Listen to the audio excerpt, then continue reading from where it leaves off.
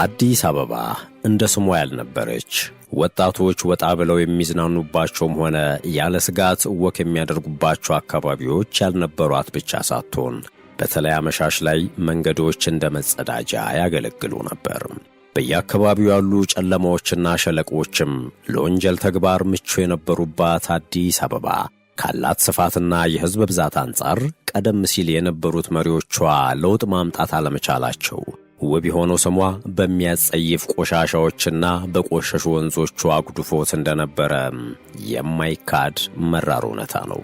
ከጥቂት ዓመታት በፊት ጠቅላይ ሚኒስትር አብይ አህመድና ከንቲባ አዳነች አቤቤ አዲስ አበባን እንደ ስሟ አዲስ አበባ እናድርጋታለን ብለው ሲነሱና ስለ ፓርኮች፣ ስለ ኮሪደር ልማትና ስለ ወንዝ ዳር ፕሮጀክቶች ሲናገሩ ሰዎቹ በእርግጥ በሀገራዊ ቋንቋ ነው የሚያወሩት ብለን ተጠራጥረንም ነበር።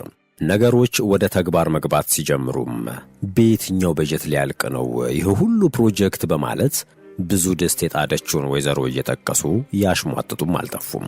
አይነጋ የለ እንደሚባለው ከተማዋ ጸዳሏ ቀስ በቀስ እየደመቀ የማለዳ ጀንበር መስላ ስትወጣ ሁሉም በአግራሞት ለመመልከት በቅቷል።